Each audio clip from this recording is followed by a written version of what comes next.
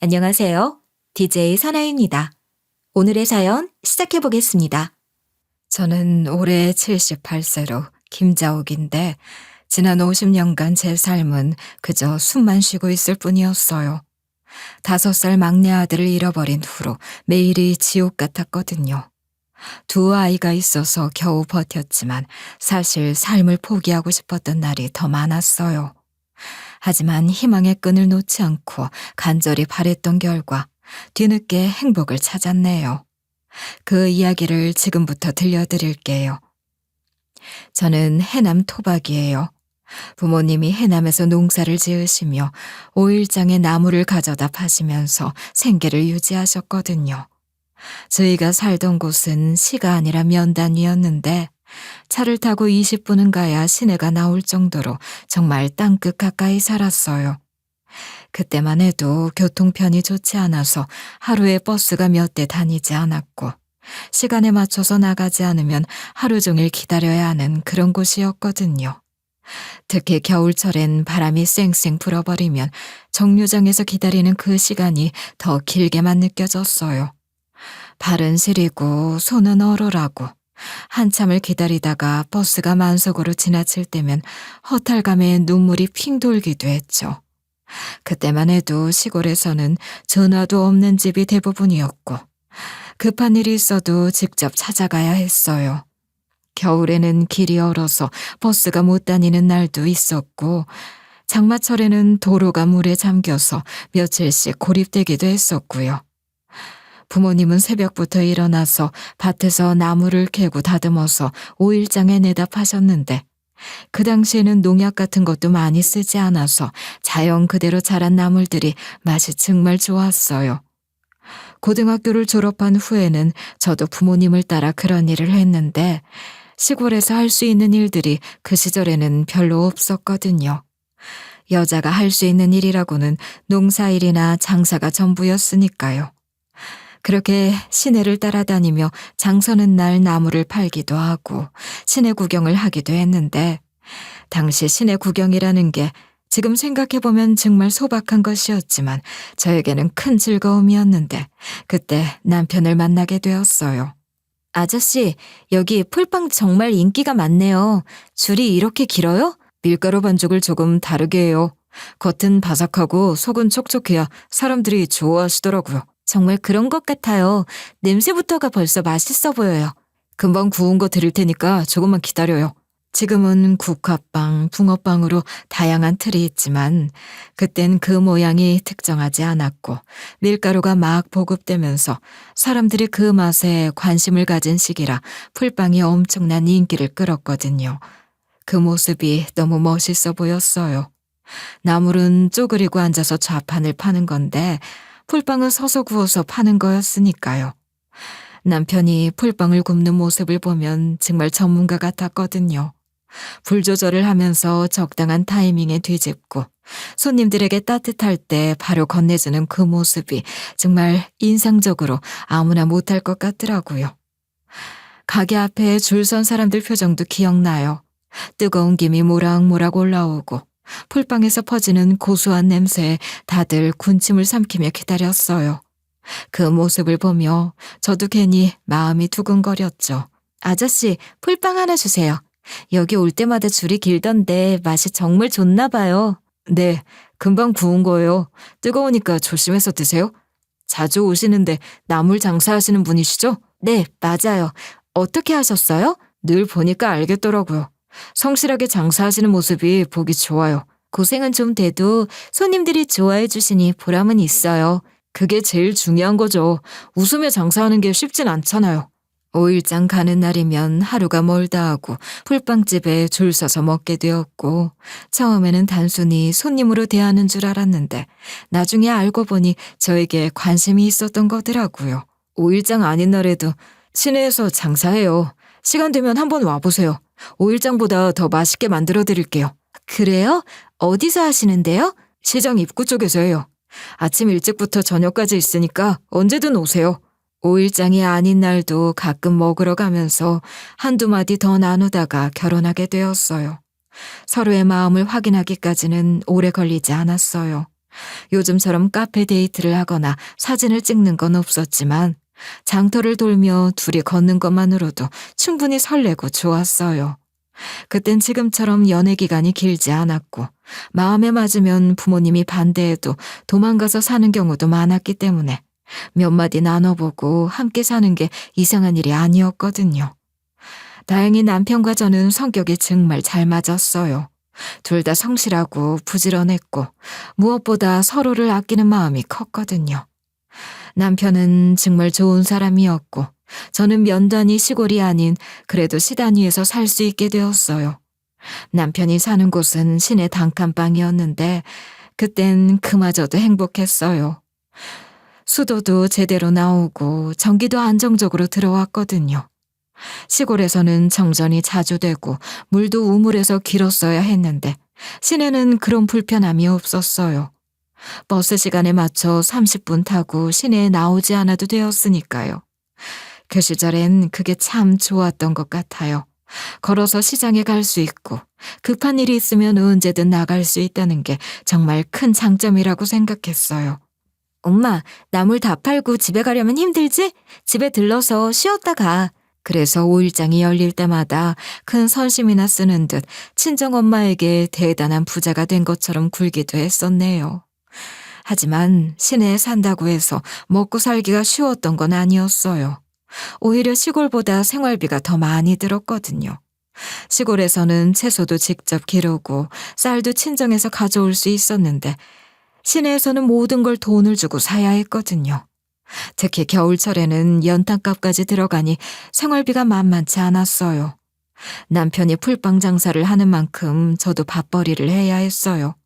그래서 친정에서 나무를 가져다가 시내에서 팔기 시작했는데 시골 나물이라 그런지 사람들이 정말 좋아했어요. 아이들이 차례로 하나둘 생기면서 열심히 벌어도 단칸방을 벗어나기 힘들었지만 그래도 행복했어요. 첫째 딸이 태어났을 때의 기쁨은 말로 표현할 수 없었지만 큰애가 태어나고 더 이상은 안 된다고 생각했어요. 단칸방에 아이까지 있으니 정말 비좁았고 돈을 더 벌어야 집도 늘리고 애들 밥도 굶기지 않겠다는 생각이 더욱 절실해지기 시작했죠. 돈을 벌기에 해남은 너무 비좁다는 생각을 하게 된 거예요. 고정 고객들만 있으니 안정적일 수 있지만 큰 돈을 벌기엔 어려웠던 거죠. 여보, 해남만으론 한계가 있는 것 같아. 아이들도 커가는데 돈을 더 벌어야지. 맞아요. 완도나 강진 쪽으로 나가면 어떨까요? 거기는 장도 크고 사람도 많더라고요. 좋은 생각이야. 나도 목포나 나주 쪽을 생각하고 있었어. 교통비는 들지만 그래도 더 많이 벌 수 있을 것 같아요. 배운 게 도둑질이라고 할 줄 아는 게 남편은 풀빵, 저는 나물팔이다 보니 돈을 더 버는 방법도 다른 일을 찾는 게 아니라 사람 많은 곳으로 간다는 거였어요. 그 당시 5일장은 정말 사람들의 삶의 터전으로 마트나 편의점이 없던 시절이라 생필품부터 먹거리까지 모든 걸 장에서 해결했거든요. 그래서 장 서는 날이면 온 동네 사람들이 다 나왔고 멀리서도 장 보러 오는 사람들이 많았어요. 완도까지 가려면 새벽 4시에 나가야 하는데 힘들지 않겠어요? 힘들어도 견뎌야지. 아이들 먹여 살리려면 이 정도는 해야지. 완도 가봐서 별로다 싶으면 내일은 목포로 나갈 생각이야. 그렇게 저와 남편은 완도, 진도, 강진 같은 해남에서 조금 먼 곳까지 5일장을 다니게 되었고 새벽 일찍 일어나서 버스를 몇 번 갈아타야 했지만 그래도 수입이 늘어나니까 견딜만 하면서 힘든 만큼 보람도 있던 시기였죠. 피곤해서 눈을 제대로 못 뜨는 날도 많았지만 장 끝나고 계산서를 정리할 때마다 서로에게 수고했다며 웃음을 나눌 수 있다는 것만으로도 힘이 났어요. 물론 해남 내에서도 5일장이 열리는 곳은 다양하게 몇 군데 더 있었지만 저는 좀 더 큰 도시에서 많은 사람에게 파는 게 이득이라고 생각했어요. 실제로 큰 도시로 나가니까 나물값도 더 받을 수 있었고 다 팔지 못하는 날에도 하루 매출이 훨씬 좋더라고요. 그렇게 저는 저대로 남편은 남편대로 열심히 살면서 드디어 단칸방에서 방 2개짜리 집으로 이사한 날은 정말 잊을 수 없어요. 아이들이 뛰어다니면서 좋아하는 모습을 보니 그동안의 고생이 다 보상받는 것 같았거든요. 남편도 저도 이런 날이 올 줄 몰랐는데 꿈이 현실이 된 기분이었어요. 아이들이 방바닥을 굴러다니며 까르르 웃고 부엌에서 나는 된장찌개 냄새에 군침을 삼키는 그 일상이 얼마나 소중했는지 시간이 흐를수록 더 또렷하게 떠올라요. 여보, 정말 꿈만 같아요. 방이 이렇게 넓다니. 그러게 말이야. 아이들도 뛰어놀 공간이 생겼고 부엌도 넓어서 요리하기가 훨씬 편한 것 같아요. 앞으로 더 열심히 해서 더 좋은 집으로도 이사 가자. 그 사이 둘째 딸도 태어나고 어느새 저는 셋째까지 임신하게 되었어요. 첫째와 둘째가 모두 딸이어서 셋째는 아들이기를 간절히 바랬는데 남편도 마찬가지였죠. 그때만 해도 아들에 대한 기대가 컸던 시절이었거든요. 여보, 좋은 소식이 있어요. 무슨 소식인데 그렇게 기뻐해? 셋째가 생겼어요. 이번엔 아들이었으면 좋겠어요. 정말이야? 고추 달린 놈이 나왔으면 좋으련만. 1970년에 태어난 셋째는 정말 기다리고 기다렸던 아들이었어요. 첫째와 둘째가 모두 딸이어서 아들에 대한 간절함이 컸는데 드디어 기다리던 아들이 태어났을 때의 기쁨은 말로 표현할 수 없었어요. 그 시절에는 아들이 있어야 대를 이을 수 있다는 생각이 강했는데 민수가 태어나면서 비로소 완전한 가정을 이룬 것 같았거든요. 첫째와 둘째도 남동생이 생긴 걸 정말 좋아했고요. 아이들이 자라면서 욕심이 났어요. 첫째와 둘째가 학교에 다닐 나이가 되니까 더 좋은 교육 환경을 만들어주고 싶었고 무엇보다 남편과 저 모두 타 지역으로 장사를 하다 보니 사는 집도 해남은 아니라고 생각하게 되었던 거예요. 그동안 여러 도시를 돌아다니며 장사를 해보니 확실히 큰 도시가 기회도 많고 돈도 더 잘 벌 수 있다는 걸 깨닫기도 했고요. 도시 사람들의 빠른 걸음, 복잡한 길거리, 각기 다른 말투를 접하면서 세상이 얼마나 넓은지도 체감했어요. 해남에선 느낄 수 없던 생동감이 있었죠. 여보, 이제 아이들도 커가는데 더 큰 곳으로 이사가는 게 어떨까? 저도 그런 생각을 하고 있었어요. 해남은 이제 너무 답답해요. 나주 정도면 어떨까? 광주보다는 작지만 해남보다는 훨씬 클 테고. 좋은 생각이에요. 거기서 장사하면 더 잘 될 것 같아요.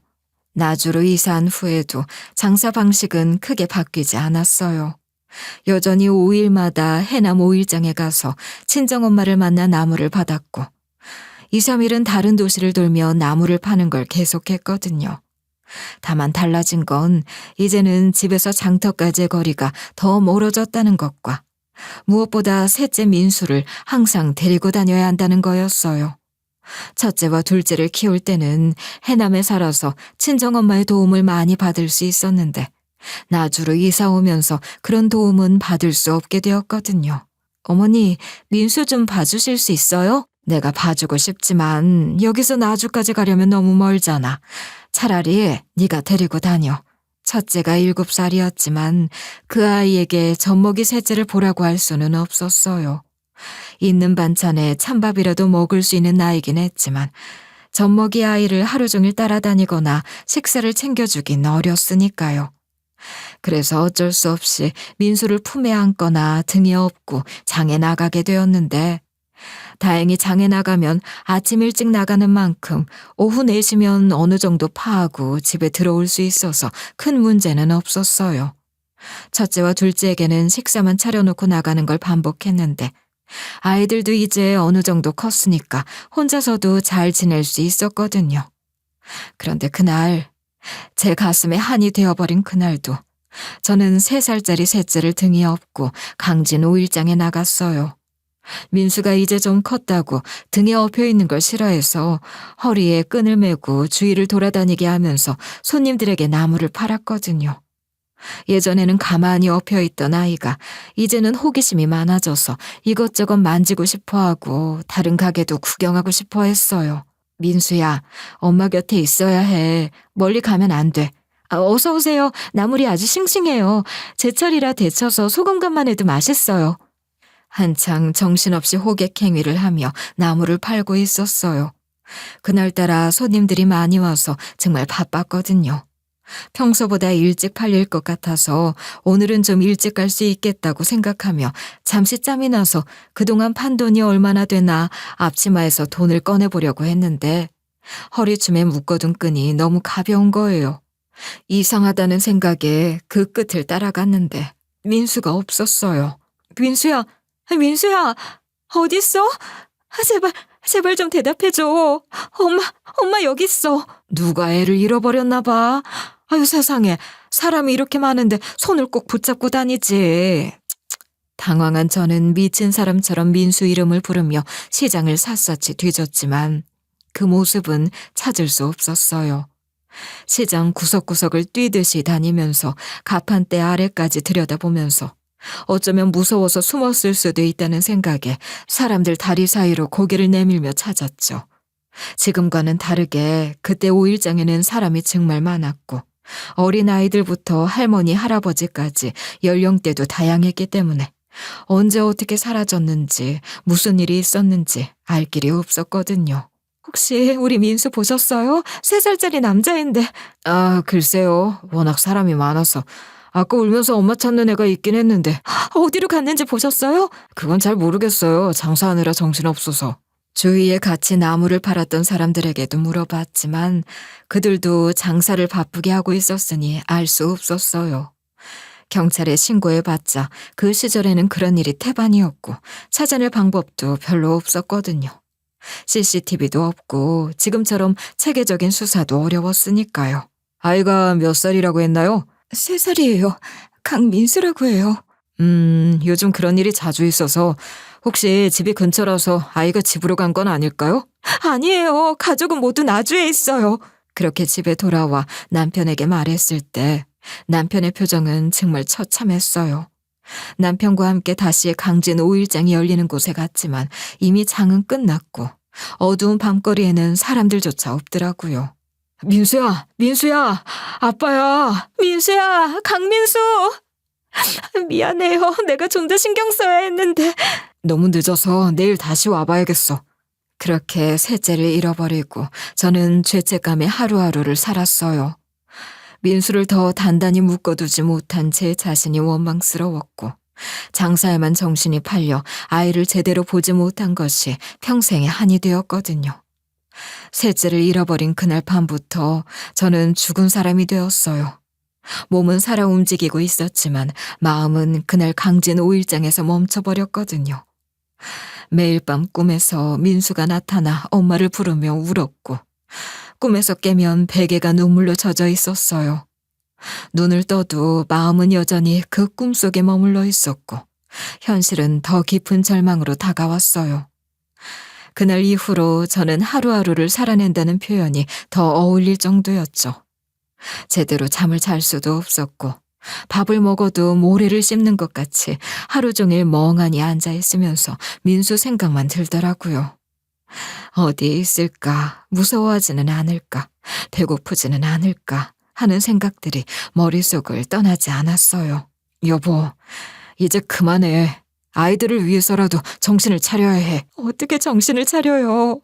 민수가 어디에 있는지도 모르는데 잘 때도 나만 찾는데 우리 아기 무서워서 잠도 못 자면 어떻게 하죠? 민수도 민수지만 우리 첫째, 둘째도 엄마가 필요해.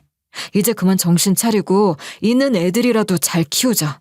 남편은 처음 며칠은 위로의 말을 건넸지만 제가 자꾸 그 이야기만 하니까 더 이상 그 얘기는 하지 말자고 했어요. 첫째와 둘째를 위해서라도 정신을 차리라고 했지만 전 정신을 차릴 수가 없었어요. 아이들 앞에서는 애써 웃으려고 했지만 밤이면 또 눈물이 쏟아졌거든요. 5일장이 서는 날이면 저는 무조건 강진에 갔어요.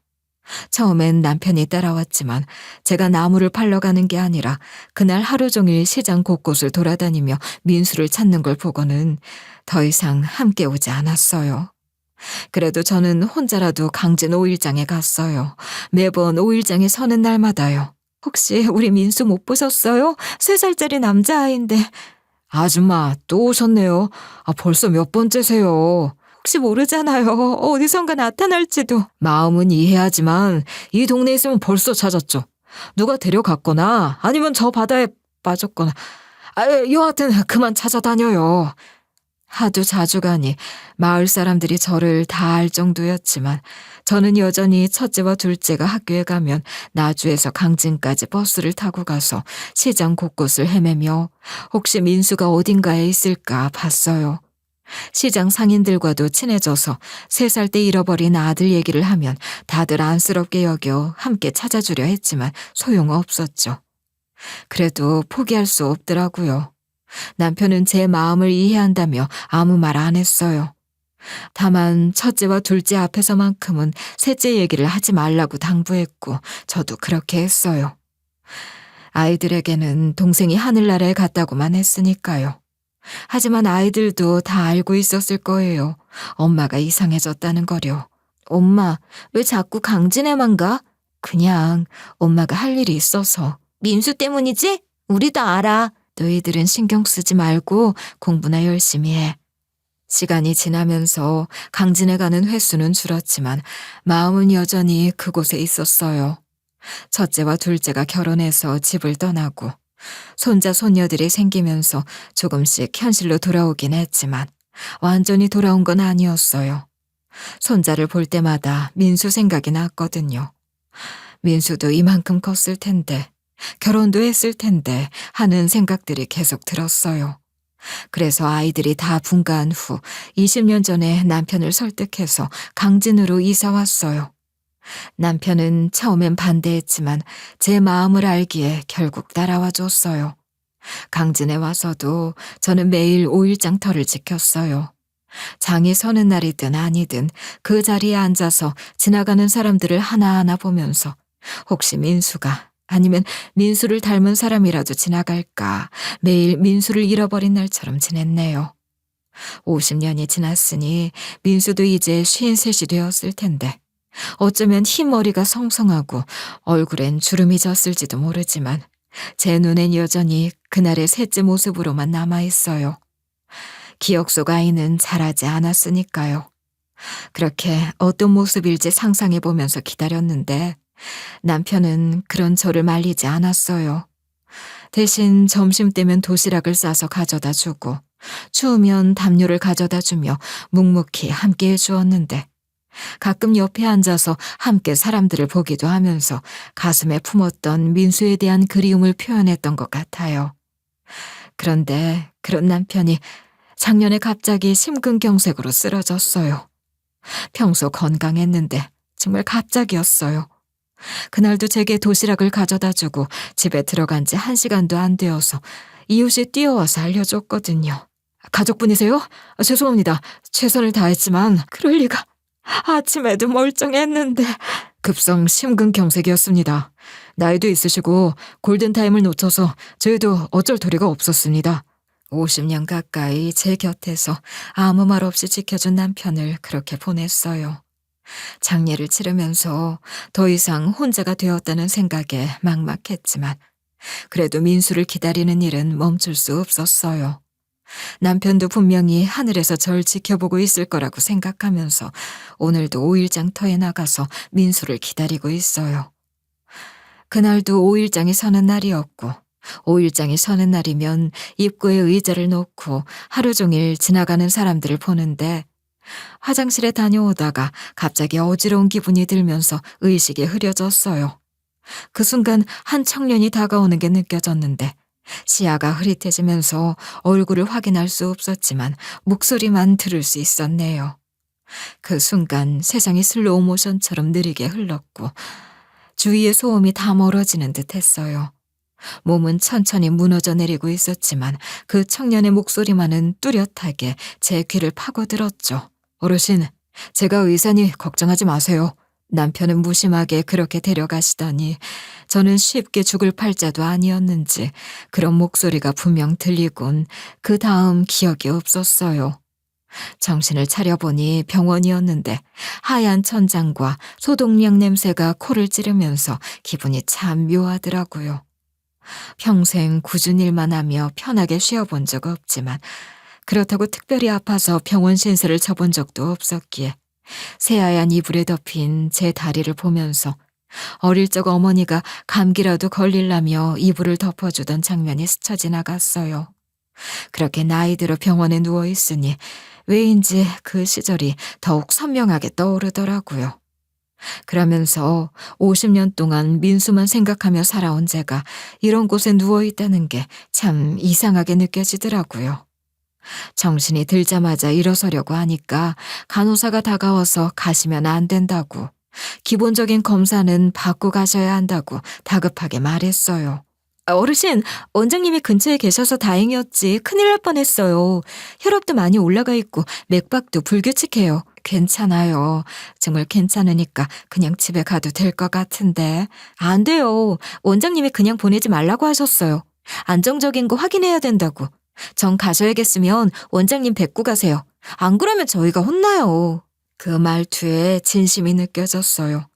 그냥 환자에게 하는 말이 아니라 누군가의 딸이고 엄마고 할머니인 제 삶을 소중히 여겨주는 듯한 따뜻한 기운이 전해졌죠.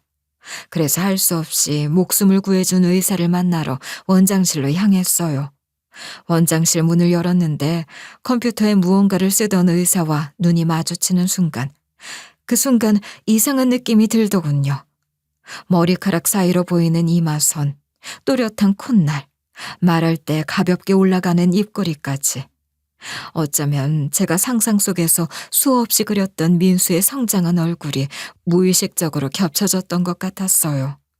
뭔가 낯설지 않은, 어디선가 본 듯한 그런 기분이었는데, 아마도 제가 너무 오랫동안 민수를 그리워해서 그럴지 모르지만 의사는 그런 저를 보며 서글하게 웃으면서 말했어요. 어르신, 정신이 드셨어요? 정말 큰일 날 뻔했습니다. 덕분에 살았네요. 고맙습니다. 병원이 작아서 자세한 검사는 못하지만 큰 병원에 가서 정밀 검사 받으시고 관리 받으셔야 해요. 괜찮다, 괜찮다 하시다가 한 번 더 이렇게 쓰러지시면 그땐 의사 아니라 의사 할아버지가 와도 큰일 나요. 그렇게 말하는 원장을 유심히 봤어요. 손등에 보인 혈관, 턱을 괴는 습관, 그리고 말을 할 때마다 상대 눈을 오래 바라보는 그 태도가 이상하게 낯익었어요. 그 모든 사소한 것들이 퍼즐처럼 가슴속에 하나씩 끼워졌죠. 뭔가 마음을 끄는 구석이 있어서 계속 쳐다보게 되더라고요. 나이도 민수와 비슷해 보였고 눈매도 어딘가 익숙한 느낌이었거든요.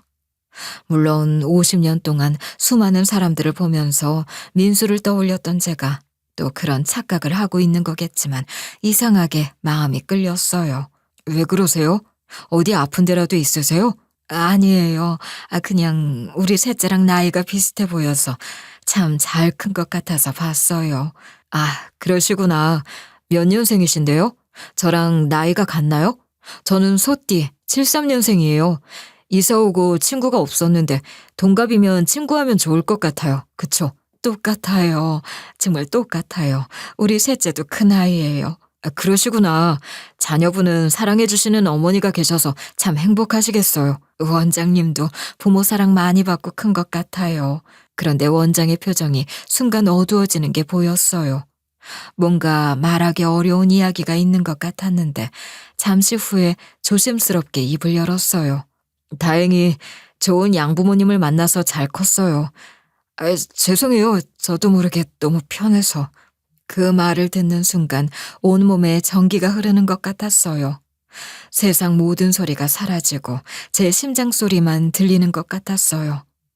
설마라는 생각을 수천 번 접고 살아왔는데 그 순간만큼은 머리보다 가슴이 먼저 반응하더라고요. 그리고 양부모라는 말이 제 귀에 꽂히면서 혹시나, 정말 혹시나 하는 마음에 가슴이 쿵쾅거렸어요. 무슨 생각인지 이렇게 잘 큰 의사가 제 아들일 리 없다는 걸 알면서도 지푸라기라도 잡는 심정으로 더 물어보고 싶어지더라고요. 실례가 안 된다면 왜 친부모님과 헤어지게 되었는지 물어봐도 될까요? 기억이 잘 안 나요. 엄마 따라 사람들이 되게 많은 곳에서 허리에 끈 묶여 있었던 게 기억나는데 정신 차려보니 엄마가 없어서 무서워 울었던 기억이에요. 그 말을 듣는 순간 머리가 하얘졌어요. 허리에 끈을 묶고 사람이 많은 곳이라니. 그게 바로 제가 민수를 잃어버렸던 그날의 상황과 똑같았거든요. 그때 제가 입혔던 노란색 옷, 작고 마른 팔뚝에 묶어놨던 헝겊끈, 손에서 절대 놓지 않던 토끼 인형까지. 모든 기억이 그 아이의 말 한마디 한마디에 따라 살아나듯 솟구쳤어요. 손이 덜덜 떨리기 시작했는데 원장은 계속 이야기를 했어요. 다시 정신 차리니 어떤 집에서 살고 있었어요. 어릴 때 기억이라 드문드문해서 꿈이라고 생각하고 자랐는데 커서 양부모님이 알려주셨고요. 어떻게 양부모님을 만나게 되었나요? 버스터미널에서 울고 있어서 일단 데리고 왔는데 주위에 수소문해도 부모를 찾을 수 없었다고 하셨어요. 제 다리에 힘이 빠지는 기분이었어요. 세상이 무너지는 소리가 있다면 아마 그런 느낌이었을 거예요. 사라졌던 시간들이 한꺼번에 몰려와 제 어깨를 짓누르고 저는 무릎을 꿇고 울고 싶은 걸 겨우 참아야 했죠. 민수를 잃어버린 강진 5일장이 열리는 곳에서 버스 터미널까지는 그리 멀지 않았거든요. 혹시 그날 민수가 거기까지 갔다가 버스를 타고 아예 다른 지역으로 갔을 수도 있었겠다는 생각이 들면서 온몸이 떨렸어요. 전혀 그럴 거라고 생각하지 못했기에 강진에서만 찾고 또 찾았으니까요. 하지만 아직 확신할 수는 없었어요. 너무 많은 우연이 겹쳤지만 그래도 확실한 증거가 필요했죠. 그래서 어떻게 지냈어요? 그럼 그 후론 친부모님을 못 찾고 양부모님 밑에서 자란 거예요? 네. 저를 찾은 터미널이 장흥이라고 하셨는데 장흥 바닥을 다 뒤져도 친부모님을 찾지 못하셨대요. 어느 버스를 타고 왔는지도 모르겠고 다행인지 양부모님은 상당히 나이가 많으셨는데 그때까지 자식을 낳지 못해서 절 하늘이 주신 자식이라 생각하시고 정말 아낌없이 사랑 주시며 키워주셨어요. 그 말을 들으니 마음이 복잡했어요. 한편으로는 고마웠지만 다른 한편으로는 50년 동안 제가 찾아 헤맸던 아이를 다른 사람이 키웠다는 생각에 서러움이 밀려왔어요. 하지만 지금은 그런 감정보다 확인하는 게 먼저였어요. 어릴 때 사진을 볼 수 있을까요? 집에 있는데 왜 그러시는 거예요? 이상하게 들릴지 모르겠지만 죽은 사람 소원 하나 들어준다 생각하고 내일 다시 올 테니까 사진 하나만 보여주시면 안 될까요? 그렇게 부탁하는 제 모습이 얼마나 간절했는지 원장이 잠시 망설이다가 고개를 끄덕였어요. 그 순간 50년 만에 처음으로 희망이라는 게 가슴속에서 꿈틀거리는 걸 느끼며 복잡한 감정을 추스리기 어려웠네요. 5만 가지 감정이 파도처럼 밀려오고 있었어요. 억울함, 고마움, 아쉬움, 안도감, 그리고 어쩌면 두려움까지도. 혹시 이 모든 게 또 다른 상상이라면 어쩌나 겁이 났지만 멈출 수 없었어요. 다음 날 저는 떨리는 마음으로 병원에 다시 갔어요. 밤새 한잠도 못 자고 뒤척이면서 온갖 생각이 머릿속을 스쳐 지나가면서 혹시 정말 민수일까? 아니면 또 다른 헛된 희망일까? 하는 생각들이 교차하느라 한숨도 못 자겠더라고요. 병원 앞에 서 있는데 가슴이 너무 뛰어서 한 걸음 내딛기도 어려웠어요. 그저 사진 한 장을 확인하러 오는 길인데도 마치 생사의 갈림길에 선 듯 숨이 가쁘더라고요. 제발 헛된 기대 아니길. 그렇게 마음속으로 수없이 되뇌었어요. 3년 전 강진에 새로 개원한 병원으로 이 시골에 이런 현대적인 병원이 생겼다는 게 신기했지만 다니던 병원이 있어서 특별히 관심을 갖지 않았었는데 그 병원 원장이 제 아들일 수도 있다는 생각에 가슴이 두근거렸어요. 50년 동안 품어왔던 그리움과 간절함이 한꺼번에 몰려와 다리가 후들거렸죠.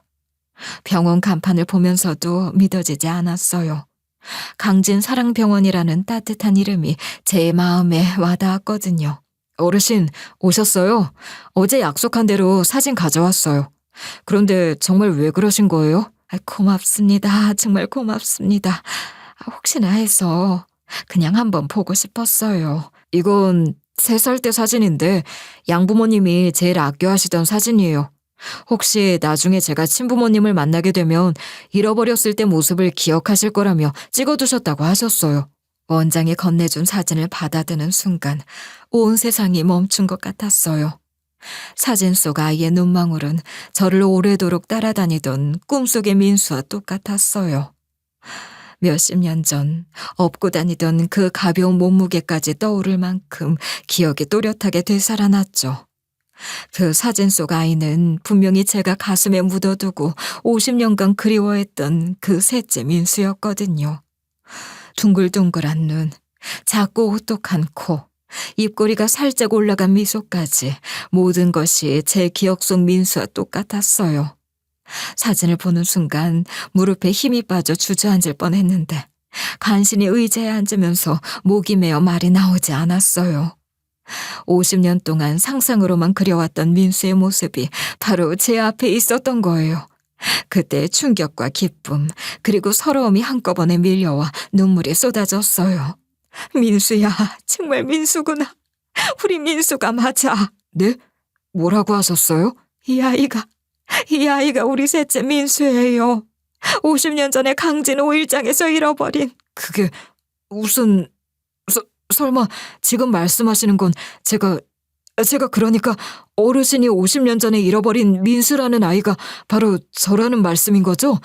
그래요? 그런 거예요? 원장의 목소리가 떨리고 있었어요. 저와 마찬가지로 믿기지 않는다는 표정이었지만 어딘가 간절한 기대감도 섞여 있었죠. 그 순간 저희는 서로를 바라보며 50년의 세월이 만들어낸 기적을 실감하고 있었어요. 원장은 제 이야기를 듣고 믿어지지 않는다는 듯 눈물을 글썽이며 자신의 어린 시절 기억을 하나씩 꺼내어 말하기 시작했어요. 어릴 때 기억에 시골 장터 같은 느낌이 계속 머릿속에 남아 있었다고 하더라고요. 자신이 자란 곳은 서울인데 양부모님을 따라 시장에 가도 어릴 때 기억에 그 느낌이 나지 않았다고 했어요. 그런데 중학교 때쯤 부모님과 여행을 떠난 곳 중에서 우연히 5일장을 가게 되었는데 그곳의 분위기가 어릴 적 기억과 너무 유사하다고 말했어요.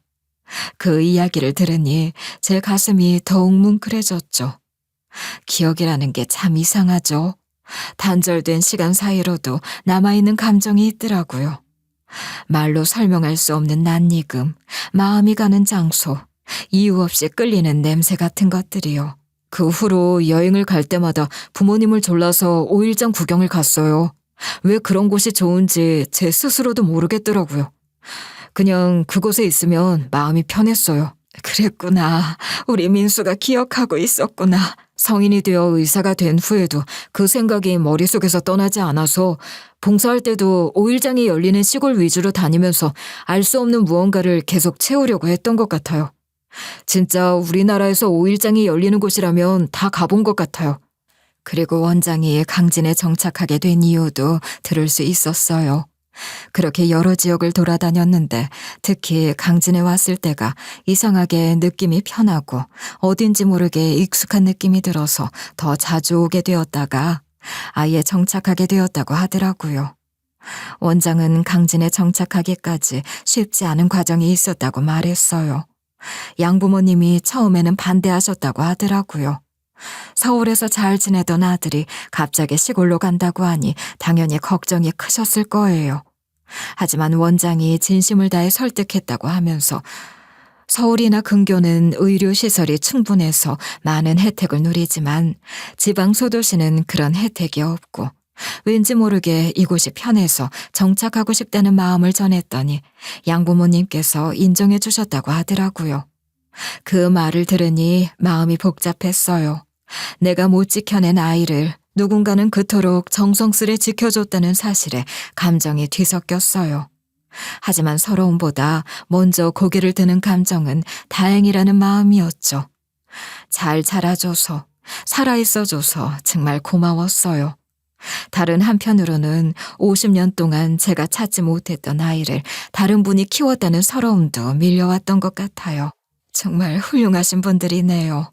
그런 분들이 우리 민수를 이렇게 잘 키워주셨구나. 저희는 서로를 바라보며 말로는 다 표현할 수 없는 감정이었어요. 기적이라는 단어조차도 이 순간의 무게를 담기엔 부족했죠. 오열도 환희도 아닌 너무도 길게 끌어온 상처가 처음으로 살며시 아물기 시작하는 기분이었어요.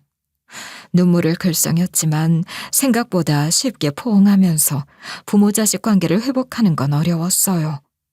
50년이라는 세월이 만든 간격을 하루아침에 메우기는 생각처럼 쉽지 않더라고요.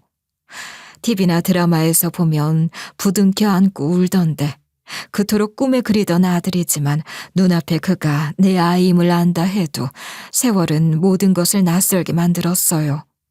말투, 표정, 어깨에 맺힌 긴장까지도 내가 모르는 사람 같았죠. 그래서 더 조심스러웠어요. 그 감정은 기쁨만으로는 설명할 수 없었어요. 의사 선생님이 된 모습은 너무나 어렵게 느껴지면서 다가갈 수 없게 만들었어요. 그리고 전 확신을 갖기 어려운 부분들이 있었어요. 정황상 제 아들이 맞는 것 같았지만 완전히 믿어지지는 않았거든요.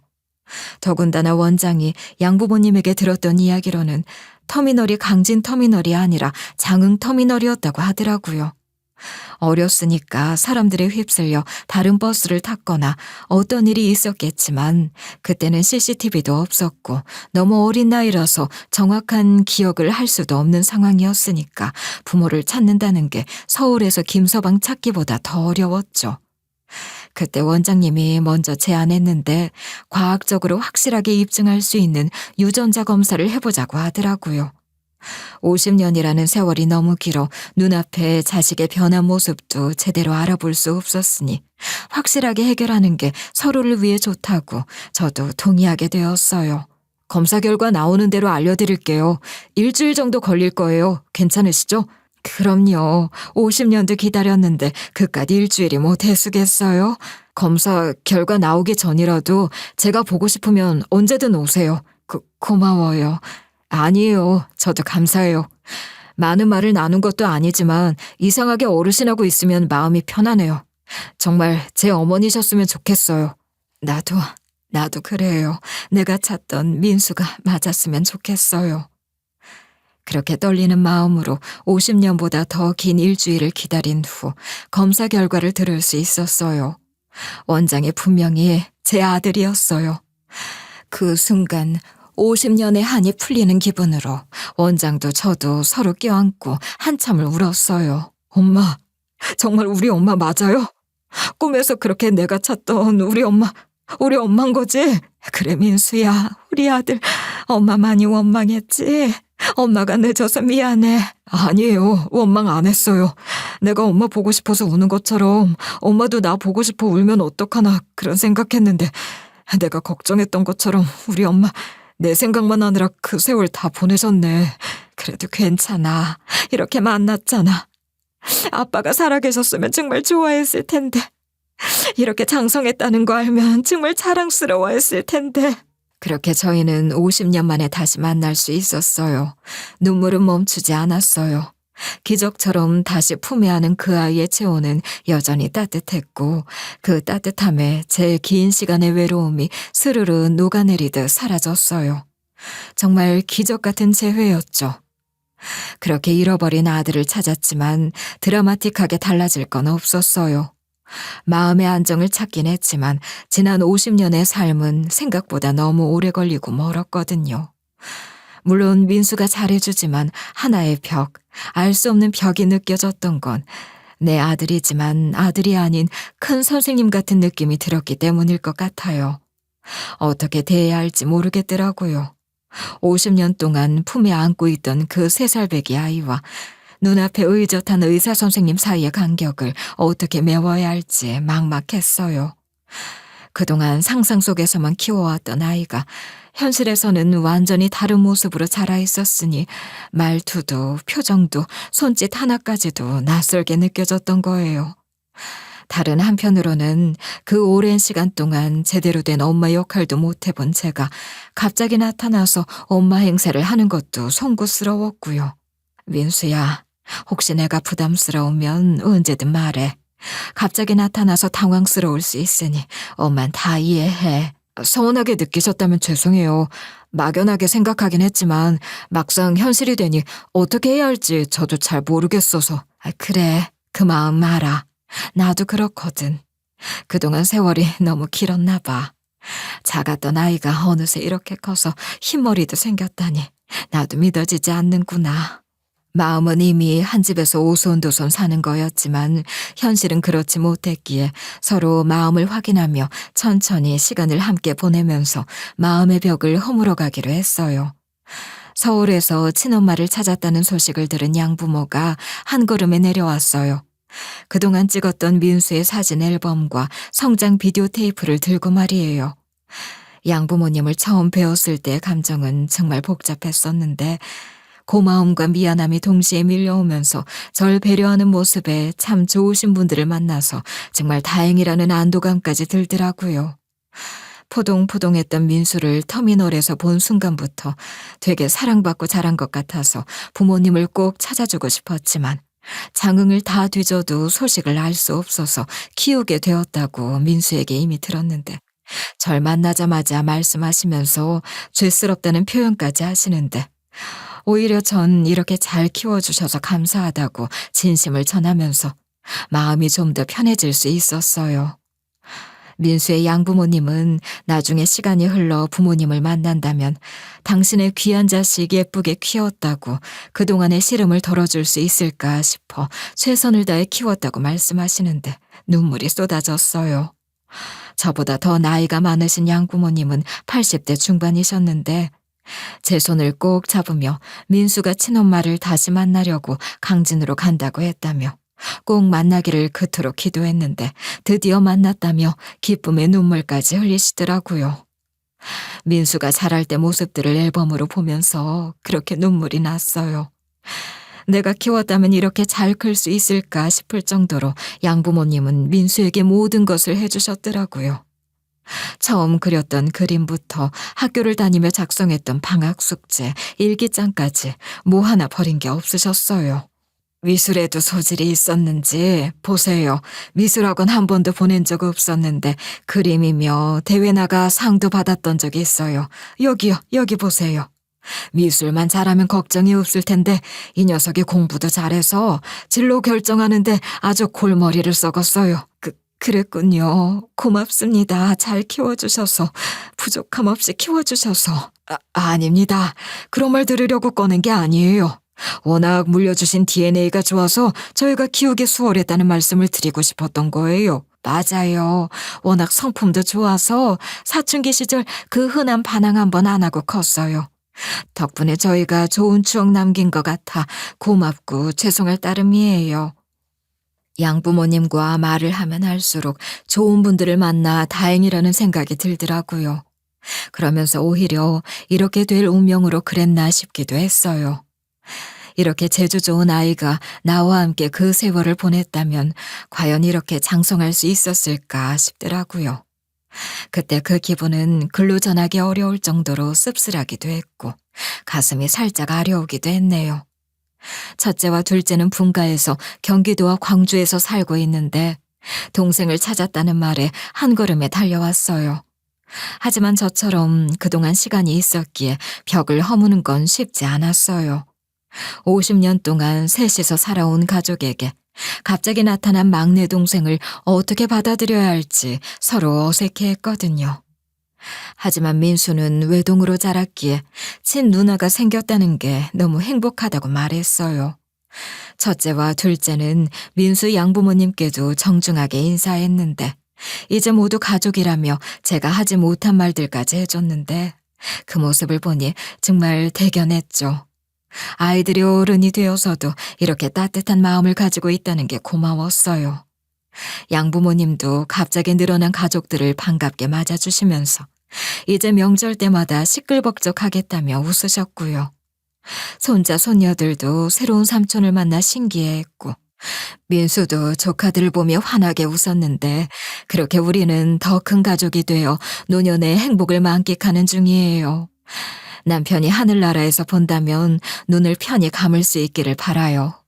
같은 강진에 있었는데 못 봤던 게 아쉽지만 저 역시 이 병원에 올 생각을 안 했을 테니 하늘이 도와 제가 쓰러지고 그때 그 옆을 지나가는 우연이 아니었다면 같은 강진에 있었어도 못 봤을 거라 생각하면서 어쩌면 그런 우연을 남편이 만들어준 게 아닐까 가끔 생각하네요. 이제 저는 아침에 민수가 일어나기 전에 아침밥을 차려주고 점심이 되면 민수를 위해 점심 식사를 준비하고 저녁엔 동네 맛집에서 식사를 해요. 우리 셋째가 그동안 함께 못했던 시간을 보내자며 매 순간 함께하고 있어요. 처음엔 서로 어색했지만 이제는 많이 자연스러워졌어요. 민수가 좋아하는 음식이 뭔지 하나하나 알아가는 재미도 있고 아침에 일어나서 잘 주무셨냐고 인사하는 민수를 보면 가슴이 따뜻해져요. 50년 동안 듣지 못했던 그 말 한마디가 이렇게 소중할 줄 몰랐거든요. 아들은 아직 짝을 못 만나서 혼잔데 이제 좋은 사람을 만났으면 하는 바람도 조금 있지만 만나자마자 잔소리하는 것 같아서 마음속으로만 생각하고 있어요. 어디 내놔도 부족하지 않게 키워준 양부모님도 가만히 계신데 제가 그런 말 하는 건 아닌 것 같아서요. 사람 욕심 끝이 없다고 산송장으로 살다 이제 살만해지니 또 다른 욕심이 생기기 시작했어요. 며느리도 보고 싶고 손자도 안아보고 싶고 그런 욕심 내도 되지 않을까요? 50년 동안 포기했던 모든 꿈들이 다시 꿈틀거리고 있어요.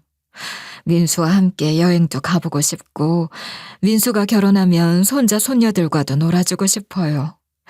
50년 동안 잃어버린 시간을 되돌릴 수는 없지만 앞으로 함께할 시간들이 더 소중하게 느껴지는 요즘 그런 생각으로 꿈 같은 나날들을 보내고 있어요.